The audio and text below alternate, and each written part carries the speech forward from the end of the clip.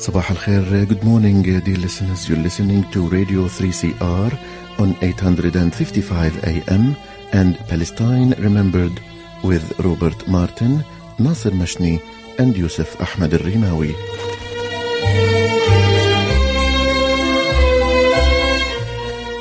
Palestine Remembered is Australia's only English language radio program that is totally dedicated to Palestine.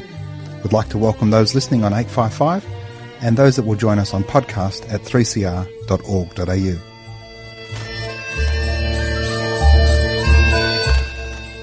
Thanks for joining us. Stay with us and enjoy the episode.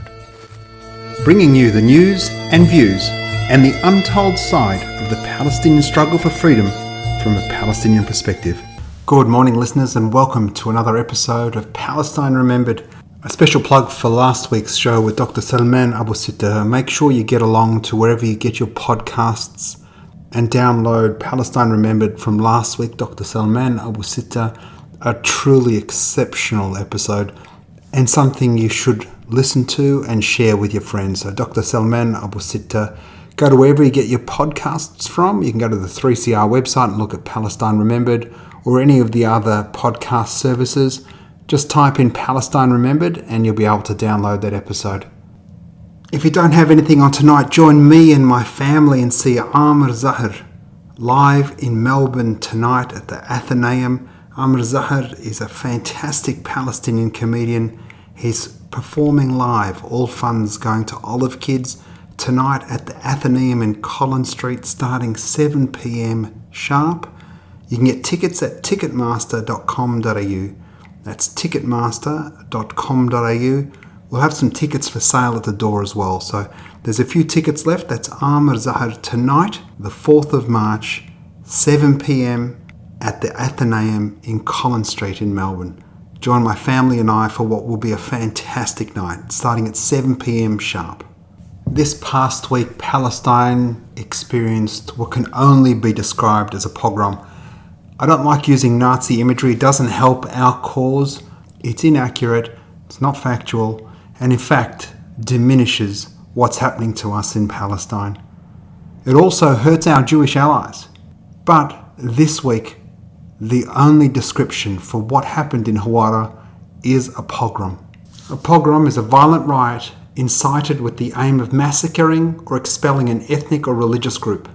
Based on this definition, there can be no other word that more aptly describes what happened in Huwara this past week. It's not just me saying so, it's Israelis, it's Zionists, it's that bastion of liberal Zionism, the Jerusalem Post, even called it a pogrom. Into what would have been Monday morning, our time, hundreds of Israeli settlers descended on to a Palestinian town near Nablus in the West Bank called Huwara. They assaulted Palestinian civilians, they shot one man dead, they set dozens of buildings on fire, as well as cars. And this rampage occurred in the most militarized territory in the world.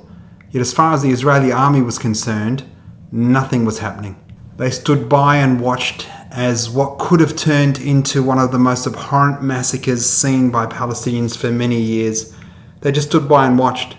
This was eerily similar to what Palestinians experienced in 1982 in Lebanon, in the Palestinian refugee camps of Sabra and Shatila, when the Israeli-backed Lebanese phalangists were allowed to commit the most terrible massacres there. Thankfully, there was no massacre at Huwara, but that's not how things would turn out in Sabra and Shatila. If the rioters had wanted to massacre the population, no one would have stopped them, as no one stopped the phalangists in Sabra and Shatila. No one would have stopped them in Huwara. Let's be clear, the Shin Bet, the military, the border police all knew what was going on. 400 or 500 people can't descend on a village armed with chains and sticks and mallets and petrol, chanting things like death to Arabs and sluts and giving the fingers and honking horns. That this all can't happen under your eye and nothing can be done to stop it. It's absurd to suggest that they weren't able to or couldn't, but in fact allowed it to happen. I say allowed it to happen because, as we know, this Israeli government is more reactionary than any government before. Benjamin Netanyahu now presides over an openly fascist government. In fact, his far-right minister, Bezalel Smotrich, who's a very senior minister, he is the Minister for Finance and also Minister in the Defence Ministry, who's in charge of civilian affairs in the West Bank. Only a couple of days ago, he tweeted, "Huwara needs to be wiped out and the State of Israel should do it." Huwara needs to be wiped out and the State of Israel should do it. This is a minister in the Israeli government. This is a guy who's about to travel to the United States to do a fundraiser. Have no doubts, no equivocation. If this guy wanted to come to Australia, we'd welcome him and say that Israel is our friend. It's way past time for Australia to distance itself from the apartheid Israeli regime and from apartheid Israel, for us to boycott, divest and sanction this rogue state. Back to Huwara. You can't imagine anything happening in Palestinian West Bank without the Israelis knowing about it. And now we're hearing from around the world, return to calm. We need things to return to calm, as if occupation isn't 24/7, 365 violence. I can't occupy your home in a benevolent way. Occupation in and of itself is violent. Return to calm is a euphemism for we're okay with one Palestinian a day dying. Don't clog up our Western media with too much Palestinian death. We've spoken recently about the formation of this government, Netanyahu's most recent cabinet, but it's getting worse. His cabinet, his government is filled with the most far-right ultra-nationalist settlers that you can imagine. They're kingmakers. They're in the cabinet. They're intent on increasing demolitions of Palestinian homes, on expanding settlement activity. And it's also leading to a very vindictive, heavy-handed and spiteful policy against all Palestinians, whether they're in Gaza, whether they're prisoners, whether they're in Jerusalem or the West Bank. A recent example of this is Israel Parliament's enactment of a law with an overwhelming majority that empowers the Interior Minister to revoke the Israeli citizenship or residency status of political prisoners convicted of terror offences who receive aid from the PA. Listeners, you couldn't even make this up. The Israeli National Security Minister, who's leading the campaign, who's in charge of this, was convicted in 2007 in an Israeli court of incitement to racism and supporting a terrorist organisation. Itamar Ben-Gvir is that member of the Knesset. This piece of work has been found guilty of terrorism by Israel. You can imagine how high that bar is for a Jewish person to be convicted of terrorism in Israel. He's now in charge of what's happening to Palestinians. The clearest example came this week. An agreement struck between the coalition and the finance minister received broad responsibilities over civilian matters relating to settlements in the West Bank. There's a reason this is significant, because the West Bank is occupied and it's supposed to be under military administration. This new arrangement normalises the settlers' status in relation to Israeli state authorities. They will be treated as if they were ordinary citizens. They always have been, but this is now legalised. Now, whilst this doesn't actually amount to an annexation, which Israel did on the Golan Heights and East Jerusalem, the impact on Palestinians is the same. There are West Bank settlers now who sit on the Supreme Court, they're in Parliament, they're in government, and they're seeking to consolidate this Jewish supremacy over all of Palestine and the Palestinians. And this cabinet is just absolutely accelerating the process of the complete colonisation of Palestine. Slowly but surely, it's eradicating the smoke screen of some sort of temporary military occupation that Zionist apologists have said it's only temporary. Anybody who's been to Palestine, to the West Bank, to Jerusalem can see that there is no temporary military occupation. This is the longest military occupation since the Second World War. It's not temporary. Israel rules over all of the Palestinians from the river to the sea, does not grant them equal rights, denies millions of them the right to vote, denies my right, my children's right to return, and Jewish citizens are systematically privileged over every single Palestinian. It's not unheard of now to hear in the Knesset and in street rallies for Israelis to be calling for a second Nakba. It's become part of the mainstream discourse in Israel. Do you know what's frustrating for Palestinians? Is with all that happening, all we hear from the West is a return to calm. We're looking for a return to calm. We want to go back to negotiations. As if occupation and colonial annexation and pogroms and sieges and denial of rights and abrogation of international law, as if Palestinians are just supposed to go back to everything is normal. In Europe, we know Palestinians don't expect to be Ukrainian. It'd be too much to ask, but we'd love to just get a little bit Ukrainian. In Europe, we saw how swift and unconditional the international mobilization was, how we lionize Ukrainian resistance and were against Russian occupation. Well, Palestinians too need to be supported in their right to resist, to achieve their rights. Instead of returning or asking for a return to the status quo, what needs to happen is a reimagining in the West. Palestinians are sick of being told to go back to the negotiating table as if we could negotiate with somebody, as Ghassan Kanafani said, a negotiation between the sword and the throat. As if we can negotiate with a oppressive, racist, apartheid, settler colonialist entity that seeks all of the land with none of the Palestinians in it. It's time for a reimagining. It's time for countries of goodwill to stand up for Palestine as they have for the Ukrainians, to boycott, divest and sanction the apartheid state of Israel.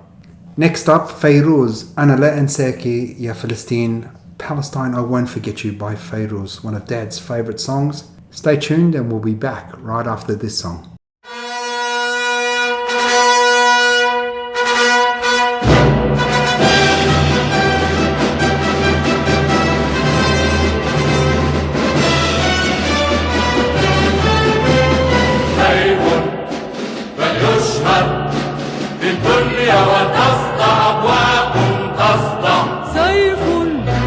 فليشهر في الدنيا ولتصدع أبواق تصدع سيف فليشهر في الدنيا ولتصدع أبواق تصدع الآن وليس غدا أجراس العودة فالبكرة الآن وليس غدا الآن وليس غدا أجراس العودة فالبكرة الآن وليس غدا أجراس العودة فالبكرة أجراس العودة فالبكرة أنا لا أنساك فلسطين يشد بي البعد أنا في أفيائك نسرين أنا زهر الشوك أنا الورد أنا لا أنساك فلسطين يشد بي البعد أنا في أفيائك نسرين أنا زهر الشوك أنا الورد ندك الأسوار نستلهم ذاك الغار ونعيد إلى الدار نمحو بالنار النار ندك الأسوار نستلهم ذاك الغار ونعيد إلى الدار نمحو بالنار النار فالقصد أبواق أجراس تقرع قد جن دم الأحرار فليشهر في الدنيا وتصدع أبواب تصدع الآن وليس غدا أجراس العودة فالبكرة الآن وليس غدا الآن وليس غدا أجراس العودة فالبكرة الآن وليس غدا أجراس العودة فالبكرة أجراس العودة was Fairuz. أنا لا أنساك يا فلسطين. I won't forget you, Palestine, by Fairuz. Don't forget to come along tonight to see Amr Zahar. Tickets at ticketmaster.com.au. We're at the Athenaeum, 7 o'clock sharp. If you can't get a ticket online, come around 6:30, 6:15. I'm sure we'll be able to get you a seat. Join my family and I to see Palestinian-American comedian Amr Zahar tonight at the Athenaeum in Collins Street. Show starts at 7. Get along at about 6:30 if you want to grab a ticket. Hope to see you there. If it wasn't enough that Israel's committing a pogrom in Palestine in the West Bank, this past week has seen the most amazing concoction of voices assembled to silence Palestine and the Palestinians. It's unacceptable for the powers that be that Palestinians might get the opportunity to speak their truth. Because you know who's scared of truth? Liars are scared of truth. And the Zionists have been selling a lie for many years. And they've gone out of their way to silence Palestinians, to deplatform Palestinians, to accuse us of all sorts of heinous things, most notably amongst them of being anti-Semites. We know what the Israelis did in Huwara. Did that get any airtime, any media, any coverage? Just some scatterings. But we know absolutely the attack that has happened on Muhammad al-Kurd, on Susanna Abu al-Hawa, as they have tried to come to the Adelaide Writers' Festival. First, we had the Premier distancing himself. We had the opposition scoring cheap political points, always at the expense of Palestinians, about platforming anti-Semites, as if Palestinians only care that the people who stole their homes, that kill their kids, that occupy and colonize their lands, that lay 2 million people in siege, that the only reason we care is because they celebrate God on Saturday and they're Jewish. Because if a Buddhist or a Sikh or a Christian did it to us, we'd be okay with that because we only hate Jews for what they did to us. It's got nothing to do with Judaism. It's to do with settler colonialism. And it's in that space that we've seen the entire media establishment collude to slander Palestinians and to dismiss them from speaking at the Adelaide Writers' Week. They've not spoken about the state-sanctioned violence against Palestinians, of course. That's perfectly acceptable. Well, the reality for Palestinians is we're past the point of expecting empathy from these people. So please, speak up, talk out, speak up for Palestinians. We need you so desperately. A special thank you and piss off to PwC and Minter Ellison, who withdrew their support for Adelaide Writer Festival because they were platforming Palestinians. Good riddance to them. Nothing special from these people. I mean, they've got deplorable internal cultures, permeates throughout these institutions, so it's zero surprise that they also hate Palestinians. Let's be clear, it's not Palestinians' job to placate anyone. It's not Palestinians' jobs to reassure people who might be concerned over language. Palestinians are getting killed. If you've got the problem with the language, how about you have a problem with what's actually happening to Palestinians? You know, Palestinians learn very early that nothing we say is ever going to be acceptable to these people. They just want to see us go away and disappear. They want to ban the call from the river to the sea, and they want to free Palestine. Makes them feel anxious. That gives them traumatic flashbacks. We had a hospital in the United Kingdom forced to withdraw some pottery from children in Gaza because it made some Jewish patients feel anxious. The whole point of this is to limit the ability of Palestinians to narrate our dispossession, to express our anger. And I mean, if it upsets you, imagine how we feel. We're the ones getting killed. Now, if you've been reading any of the media, the only narrative you've been given, the only platform has been given, has been to Jewish and Zionist adjacent voices. Far be it from any of these newspapers to give or to platform any Palestinians. On top of all of that, on top of Minter Ellison and PwC withdrawing their support, on top of the Premier saying he's not going to attend. On top of the opposition leader in South Australia saying that the government should be withdrawing their funds. As if all of that is not enough. Every visa was approved for every international participant, bar the Palestinians. The average time frame for a visa to be approved for the Adelaide Writers' Festival was around 3 days for every other international guest. For the Palestinians, it was only approved on Wednesday, with some of them flying out Thursday and Friday. If you're a regular listener to this show, this will be of no surprise to you. Palestinians have always been treated differently. We're silenced, we're oppressed, we're despised, and even at the last minute, there was a chance that we were going to be cancelled yet again. And these 3 Palestinians are travelling to Australia as American citizens on American passports. But all that means nothing if you're ethnically Palestinian. Don't be fooled that the controversy over the Adelaide Writers' Week is about one word or another, or about what sort of Palestinian should be invited to speak, or how many of them, and whether they should be matched by Jewish or Israeli counterparts while speaking. It's actually about creating a smokescreen around Israel's conduct.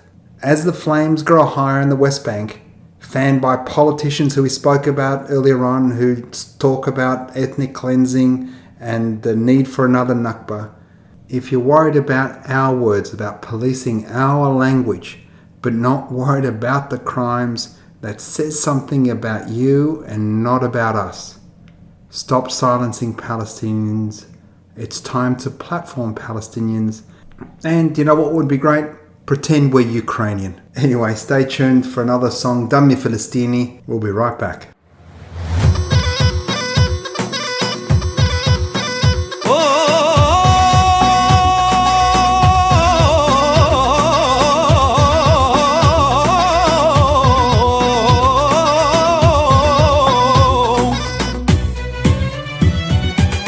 على عهدي على ديني على أرض تلاقيني أنا لأهلي أنا فديهم أنا دمي فلسطيني فلسطيني فلسطيني أنا دمي فلسطيني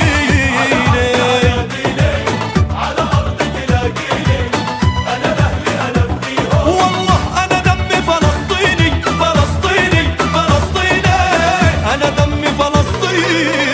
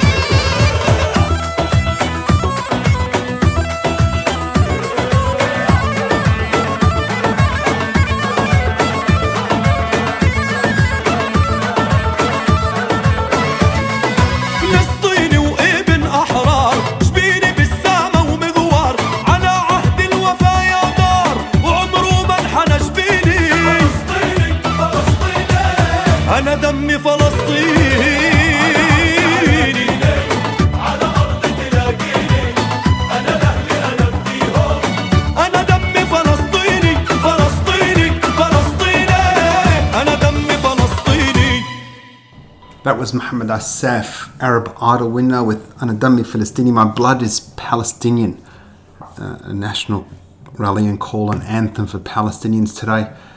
Just as we wrap up the show, I think we should talk about the current protest movement that's happening inside Israel or 48 Palestine.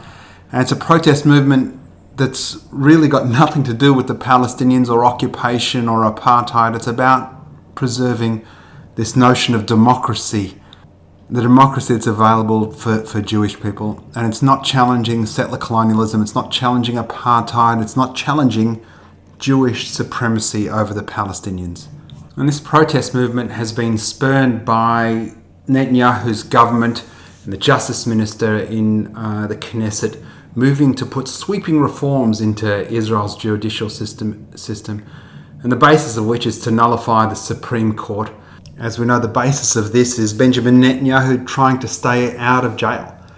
Justice Minister Yariv Levin has announced these reforms, and what he's going to do is actually stack the court, pack it with political appointees to make sure that apartheid, settler colonialism and Jewish supremacy is maintained over the Palestinians without a need to have any form of recourse or appeal. And so this growing protest movement has arisen, and it's civil disobedience Israel style, where everybody only cares about themselves, no one cares about the actual sin that is the dispossession of Palestine and the Nakba and the ongoing occupation and crimes against humanity. These protests are about one thing and one thing only: protecting Jewish supremacy, Jewish hegemony, Zionist control over Palestine and the Palestinians. And that's why Palestinians are not joining these demonstrations. Every now and again we see some Jewish people in these protests raise a Palestinian flag. Well, they're set upon by these people. Don't try and co-opt our protest. This is not about Palestine, this is about democracy. Well, Palestinians are not going to participate in this. And in some quarters in Israel, the Palestinians are being admonished and criticised for not joining in the protests. How could you not be part of this? We've got to get Netanyahu and his people out of power. Well, the reality is Palestinians inside 48 understand that there is no difference. This is the same turd, just polished a different way. And it's time for Israelis of good conscience, of the world of good conscience, to hold out for a higher standard. This colonial project must end. We have to hold out for a better tomorrow. And a better tomorrow is a democratic state, separation of church and state, one person, one vote, equality under law for all, irrespective of what race, gender, identity you might have, and in particular as to how you might celebrate your God, and if you do celebrate God. And the faster that we can move towards a space where we're talking about that, and less about Netanyahu and Ben-Gvir and Smotrich and all the other fascists and racists that exist within the Israeli apparatus, the sooner the better. The Palestine we want, the Palestine we're fighting for, is one that's free from the river to the sea for everyone. And by everyone we mean every Jew, Christian, Muslim, Baha'i, Orthodox, whatever denomination you might be, even atheists. You're all welcome in that free Palestine. And we dream of this place that is free of every sort of ism, sexism, racism, anti-Semitism, Islamophobia, etc. And in the words of the Beatles, you might say I'm dreaming, but I hope I'm not the only one. Thanks for listening. Share the podcast. And remember, there's never been a better time for a free Palestine.